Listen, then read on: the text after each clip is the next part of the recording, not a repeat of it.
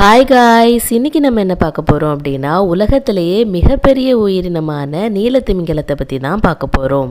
இந்த திமிங்கலமானது 90 அடி நீளம் வரை வளரக்கூடியது. ஒரு முழுமையான திமிங்கலத்தின் எடை 1,50,000 வரை இருக்குமாம். இது கிட்டத்தட்ட 25 யானைகளின் எடைக்கு சமமாம்.